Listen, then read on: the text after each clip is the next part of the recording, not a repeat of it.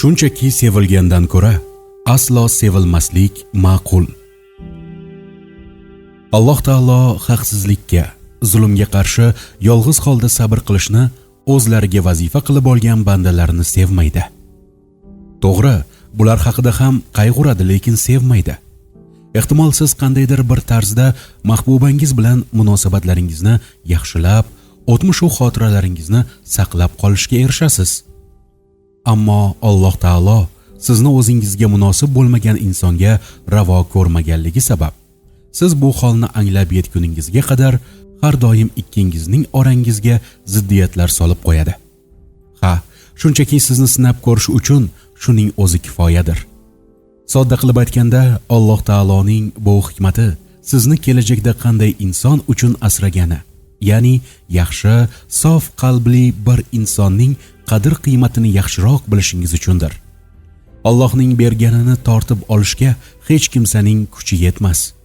Allohning olganini esa hech kim ortga qaytara olmaydi. Shuni bilingki, hayotga yo'l ko'rsatuvchi qarorlar asosan kerakli darajada sinovdan o'tgandan keyingina qabul qilingan qarorlardir. Shuningdek, bundan so'ngra men qayerda xato qildim kabi o'y-xayollarga berilmaysiz. Xayolingizda birdaniga u aslida hech narsani to'g'ri qilmagan edi kabi o'y-fikrlar o'tadi. Endi sevgilingizga nisbatan kuchli bir zaifligingiz, nochorligingizdan asar ham yo'q. Shunchaki o'rtamiyona sevilishdan ko'ra umuman sevilmaslikni ustun ko'rasiz. Negaki ayni damda aniq bir to'xtamga kelib bo'ldingiz. Shunchaki bemaqsad, mazmunsiz bir tarzda yashayotganingiz, o'zingizga munosib bo'lmagan bir insonga sarflayotgan vaqtingiz behuda ketayotganini tushunib yetdingiz. Darhaqiqat, chin dildan seva olgan inson har qanday sharoitda ham, har qanday holatlarda ham yoningizda qoladi. Bordi-yu buning tamomila aksi bo'lsa, muhabbatning yakuni g'oyatda aniq va ravshandir. O'ta noziklik bilan o'ylashga hojat yo'q. U sizni sevmaydi. Gohida bir ayolning istagan yagona narsasi shu: o'rtalaringizdagi munosabatlaringizni go'yoki undan biroz bo'lsa-da ko'proq xohlayotgandek ko'rsatishingizdir. Sendan aslo voz kechmayman deganlar uchun. Qarang do'stim, sizga aytmoqchimanki, kimnidir sevishga ko'zingiz yetmagan qizlar ayni vaqtning o'zida sevilishga eng munosib bo'lganlaridir. So'zlarimga ishonishingizni va shubhaga tushmasligingizni istayman. Sevgan qalbingizni zabt etgan insonning ko'nglini zabt etish aslo osonlik bilan yuz bermaydi. Aslida osonlik bilan qo'lga kiritilgan narsaning qanchalik qadr-qiymati bo'ladi. Masalan, deylik, qimmatbaho bir mashina oldingiz. Buning uchun esa juda ko'p uringan, tinim bilmay ishlagan va tunu kun harakat qilgansiz va albatta oxir-oqibat mana shu orzuyingizga erishdingiz. Endi o'sha mashina sizniki. Unga har safar minganingizda mashina sizga zavq bag'ishlaydi. Sababi oddiy. Axir unga erishish uchun ming bir chidam bilan mehnat qilgansiz. Sirasini aytganda, arzonroqqa sotib olishingiz mumkin bo'lgan 10 dan ziyod eski rusumdagi mashinalarni xayolingizga ham keltirmagansiz. Bir jihatga e'tibor qaratganmisiz? Negaligini bilmadim, ammo nazarimda qayerda mehrga, sevib sevilishga loyiq ayollar bo'lsa, barchalarining ko'nglida sevgiga nisbatan nafrat uyg'otishgan. Xulosam shuki, qaysidir bir ayolning hayotiga hech bo'lmaganda birgina yaramas erkak kirmagunicha u ayol kamolatga yetishmaydi. Menimcha shu sababdan ham noz karashmali ayollarni emas, ko'ngli og'rigan, qalbga ozor berilgan ayollarni sevish kerak. Zotan ana shunday ayollar har bir narsaning qadr-qiymatini juda yaxshi his qilishadi. Do'stim, siz esa shunday ayollar qurgan devorlarni buzishga harakat qilib ko'ring-chi. Nimalar bo'lishini ana shundan keyin bilib olasiz. Biroq bunday ayollarning sizga nisbatan bo'lgan ishonchlarini oqlang. Bunga aslo putur yetkaza ko'rmang. Eng ahamiyatli jihat ham mana shudir. Ana shundagina sevimli mahbubangizning sizga qanchalar vaqt ajratishini ko'rasiz. Hatto shunday onlar bo'ladiki, o'rni kelsa, siz uchun barchasiga qarshi chiqadi. Sizni ko'rganida bag'ringizga otilib, bo'salar taqdim etadiki, qanchalar sevilganingizni, ardoqda ekanligingizni qon tomiringizga qadar his qilasiz. Unutmangki, oxir-oqibatda qilishingiz lozim bo'lgan narsa mahbubangizga uning bu iltifotiga munosib ravishda qola bilishdir. Yodda tutingki, bechora ayolingiz yoningizga barcha to'siqlarni buzib o'tgancha bor mehri bilan keladi. Sizda o'zi uchun manzur bo'lgan, o'zi uchun qadrli deb bilgan bir jihatni ko'rgan u va shu uchun barcha to'siqlarni yenggancha yoningizga kelgan. Ha, endi siz ham uning bu xatti-harakatini qadrlang. O'ziga yaqin bo'lish imkonini sizga bergani uchun kun kelib afsuslanishiga yo'l qo'ymang. Bir qizning ko'nglini zabt etish uchun qanday uringan bo'lardingiz? Bir qizning ko'nglini zabt etish uchun qanday uringan bo'lsangiz, mana shu yutuqni qo'lda ushlab qolish uchun ham aynan shunday harakat qilishingiz lozim. Ko'plab erkaklar biror bir qizning sevgisini qozonganlarigacha bo'lgan o'z ijobiy xatti-harakatlarini niyatlarga erishganlardan so'ng darhol to'xtatishadi. Tan olishimiz kerakki, erkaklarning eng katta xatolaridan biri ham aynan mana shudir. Axir ko'ngilni o'zingizga maftun etgan mahbubangiz sizni aynan shu xatti-harakatlaringiz uchun sevgan va bu borada sizga ishongan edi. O'zingizni, o'z qalbingizni nega barbod etyapsiz? Kimnidir sevishdan qo'rqqan ayol o'zini bir munosabatdan boshqa bir munosabatlar o'rtasiga tashlamaydi.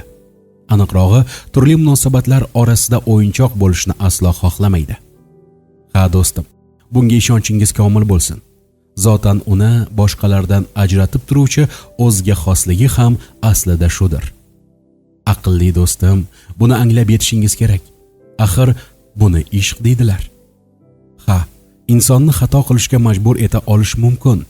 Goho sevgan ayolingizga shunchalar bee'tibor bo'lib, uni shu qadar ojiz qoldirasizki, bu ishingiz faqat va faqat ehtimol meni rashk qilyapti, balki meni yo'qotishdan qo'rqayotgandir kabi xayoliy fikrlar bilan orangizga to'siq qo'yadi. Mana shunday hollarda ayolingiz menga xabar yozmang, qo'ng'iroq ham qilmang deydi. Vaholanki uning aytmoqchi bo'lgani, men charchadim, siz ham ikkimiz uchun bir bor kurashing, harakat qiling deyishi edi. Ha, shunday do'stim. Vaziyat o'zgargani-yu, chiroyli va baxtli ko'ringanidan suratlarni siz bilan o'rtoqlashganiga e'tibor qilmang. Mehribon ayolingiz ko'nglini yangilamagani, sizga bo'lgan mehridan voz kechmagani uchun shunday qiladi. Bu esa uning mag'lub ko'rinishdagi bir zafari, telbamonan tabiatidir. Bunday qizlar oradan 3 oygina vaqt o'tiboq boshqa bir yigitning oldiga bora solib, sizga ko'nglimni berdim deyishmaydi axir. Zero shunday deb ayta olmaydilar ham. Mabodo kun kelib mana shunday qizlardan biri bilan uchrashsangiz, barchasi bir zumdayoq sodir bo'lishini kutib o'tirmang. Unga iltifot ko'rsatdim, u ham menga shunday qilsin kabi o'y xayollarga bora ko'rmang. Tanishganingizdan 2-3 kun o'tib, sevgilim deyishini kutmang tag'in. Bunday qizlar mehribon, rahmdil, soddadil bo'lishlari mumkin, ammo aslo ahmoq emaslar. Shu bois ham zamonamizdagi eng olg'ir erkaklarning ham o'y xayollarini darhol o'qiy oladilar.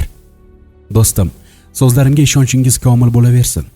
Bunday qizlar tashqi husn va qaddi qomatlariga ko'z suqqanlarga emas, balki o'z ruhiyatlariga oshno bo'lganlarga ko'ngil beradilar.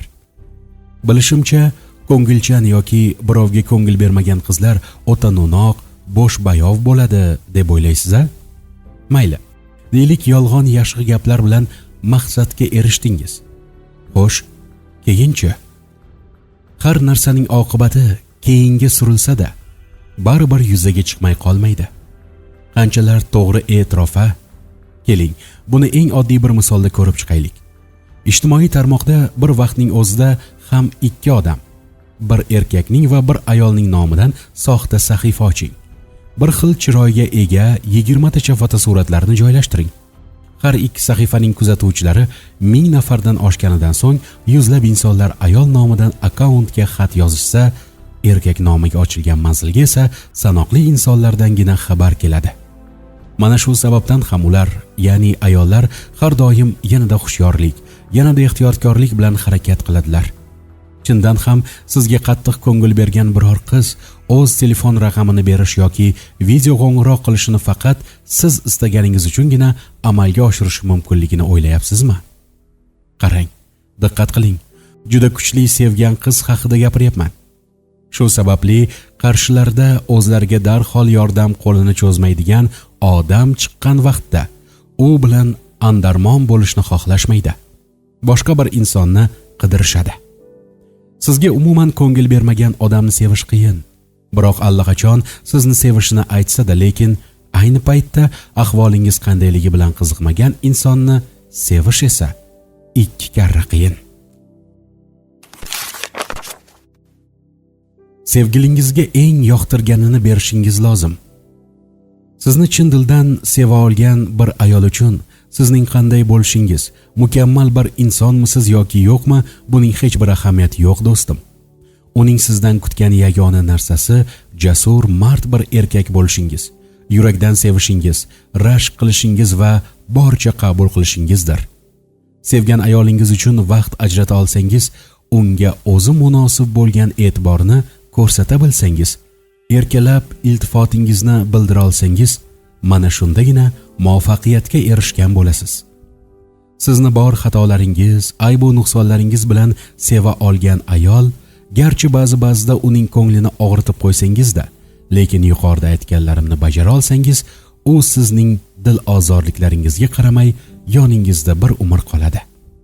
Ha do'stim, ishonchingiz komil bo'lsinki, bunday ayol yuzlab erkaklarning unga yanada go'zal bir hayot baxshida eta olishini bilishidan qat'iy nazar, bu holga e'tibor qaratmaydi ham.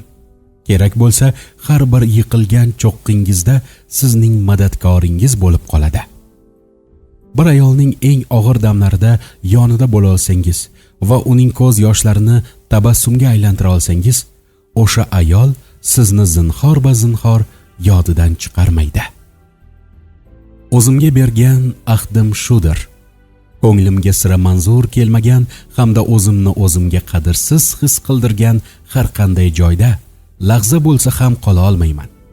Qay darajada yomonlik ko'rishimdan qat'iy nazar, o'sha makonning ichidan pokiza bir holda chiqib, ezgulikni, muhabbatni va nazokatni himoya qilaman. Yuzimga tars etib yopilgan eshiklarning birortasini ham ochishga urinmayman. Ma'sumona sevish. Hayotdagi eng yomon narsalardan biri qalbingiz insoniyligi, odamgarchiligiga shubha qilgan bir insonga nisbatan his qilgan beg'ubor bir sevgidir. Muammoning yomon tomoni shundaki, sodda odamlar ushbu jarayonda o'z qalblaridagi orzu-umidlarni tamomila o'chirib tashlay olmaydilar. Ha, qalblari, vijdonlari shu qadar pokizaki, ularga taqdim etilgan yangi bir imkoniyatning o'zlarining xotirjamlik sari olib boradigan omadlarini kamaytirish haqida o'ylab ko'rishmaydi ham. Boshqa bir inson tomon qadam tashlashga qo'rqishadi. Bilmadim, ehtimolki bir nobakor insonning qing'irliklariga vijdonli inson tomonidan tovon to'lanishini istamaganlari sabab ham shundaydir. Bularning barchasiga qanday qilib yo'l qo'yib berdima degancha faqatgina o'zlaridan xafa bo'lish bilan qanoatlanishadi xolos. Zotan aslida xudbinlik qon-qonigacha singib ketgan bir odamdan fidokorlikni kutishning imkonsiz ekanini juda yaxshi bilishadi. Sabr bilan bardosh bermoqlik bir-biridan farq qiluvchi tushunchalardir. Sizni o'zining beparvo, bee'tibor munosabati ila oxir berk ko'chaga suzdirib borgan, o'zidagi ushbu munosabatni tuzatishga urinib ham ko'rmagan inson hech kutilmagan bir lahzada hayotdan o'chiriladi, yo'q qilinadi. Qalbimdagi qiyofangizni sevaman. Xayolingizdagi barcha o'y-xayollarni chiqarib tashlagancha mahbubangiz sari yaqinlashing. Ha, uni bag'ringizga bosing, sochlarini silang, bugungi kunni qanday o'tkazganligini, ko'nglidagi gaplarni so'rang. Qisqasi, unga e'tibor qarating. Hayotingizdagi yagona ayol ekanligiga ishonch hosil qildiring. Ayni dam yoningizda emasmi? Unga mehr ko'rsating. Dugonalari bilan birga ekanligida qo'ng'iroq qiling. Ishdaligida yoniga boring. Ha do'stim, xayolingizdagi begona ayollarning barchasini o'chirib tashlang. Ayolingizga faqat va faqat birgina ayol uchun, ya'ni o'zi uchungina mavjud ekanligingizni, faqat uning uchungina yashayotganligingizni ko'rsating. Negaki mana shu ayol kun kelib bolalaringizni o'z qornida aqlga sig'maydigan darajadagi bir og'riq bilan ko'tarib yuradi va murg'akkina go'dakni dunyoga keltirgach, go'zalligi va jozibasini yo'qotadi. Ammo do'stim, so'zlarimga ishoning, dilbandingizni qo'lga olgan zahoti tortgan barcha azob va uqubatlarini unutadi. Sizga bor vujudi bilan o'zini fido qilgan ayolni zinhor va zinhor aldamang. Unga qo'lingizdagi shunchaki bir mulk sifatida qaramang. Bir bor o'ylab ko'ring-a, rafiqangiz sizga birga yashagan umringiz mobaynida xuddiki onangizdek g'amxo'rlik qiladi. Ishga qorningiz och holatda bormasligingiz uchun nonushta tayyorlaydi. Jamoangiz oldida ko'rkam, xushbichim ko'rinishingiz uchun kiyimlaringizni yuvib dazmollaydi. Nega? Nima uchun? Nima sababdan? Albatta, faqatgina sevgilisi bo'lganingiz uchun. Do'stim, ota o'z qiziga qanday g'amxo'rlik qilsa, siz ham ayolingizga aynan shunday munosabatda bo'ling. Ana shunda g'alaba qozonishingiz, ayolingizning ko'nglini zabt etishingiz har bir duodan so'ng baralla aytilajak amin so'zi singari aniq ravshan bo'ladi. Shuni unutmangki, hech bir erkak aslo chin qalbdan sevgan bir ayol kabi kuchli seva olmaydi. Sizdan imkonsiz bir narsani yaratishni so'ramayapman. Lekin modomiki ulardek seva olmas ekanmiz, bu albatta qaysidir ma'noda tabiatimizda mavjud. Hech bo'lmaganda ularning sevgisiga loyiq bir inson bo'lish uchun barcha insoniy sa'y-harakatlarining paydo bo'lishini istayapman. Shuni zinhor unutmang do'stim, qadr-qiymatni bilmoq hayotingizdan ketganning ortidan qanchalik darajada ko'z yosh to'kishingiz bilan bog'liq bir holat emas. Aksincha, o'sha inson bilan birga yashagan vaqtingizda uning qadriga qanchalik yetishingiz bilan bog'liqdir. Xo'sh do'stim, chindan ham uning, ya'ni rafiqangizning aybi nima ekanligini ayta olasizmi? Sizga loyiq bo'lganingizdan-da ziyoda hurmat ko'rsatmadimi? Sirasini aytganda, bir bora, bir marta bo'lsa ham mard bo'ling. Boshdan kechirganlaringizni ko'z oldingizga keltiring va qalbingizdan yuqoridagi savolning javobini o'zingiz uchun izlang. Xavotirga tushmang. Hazillashyapsizmi deb so'raydigan kimsaning o'zi yo'q. Bu shunchaki ichki bir so'roqda. Avvallari kamsitilgan, shunchalik e'tibor qaratilmagan ayollarni seving. Ular o'zlariga ko'rsatilgan eng kichik hurmat, mehrning ham qadriga yetadilar. Mamnunlik hislarini tuyadilar, minnatdor bo'ladilar. Olifda erkatoy qizlar boshingizga tushgan eng oddiy muammoli holatlardayoq sizni tark etib ketishlari mumkin. Ammo yuqorida aytib o'tgan qizlar esa o'z hayotlarini o'rtaga qo'yguncha qanday munosabat bo'lishidan qat'iy nazar mashaqqatli kunlaringizda yoningizda qolish uchun harakat qilishadi. Sevgiga nisbatan nafrat uyg'otilgan, qalbi o'ksik ayollar kamdan kam hollardagina sevib qolishadi. Ammo kimgadir ko'ngil berishsa, chindan ham bor vujudlari bilan sevadilar. Alal oqibat ancha vaqtdan buyon o'zi bilan tanishishni istab yurgan yuzlab erkaklarga parvo ham qilmaydilar. Xo'sh, topingchi, kim uchun? O'sha ayol uchun zarra qadr e'tibor qaratmagan, befarq bo'lgan sizdek noshud inson uchun. Aynan siz uchun. Siz o'zingiz bilan g'ururlangancha mehribon ayolingiz hali ham sizni sevishni o'ylaysiz.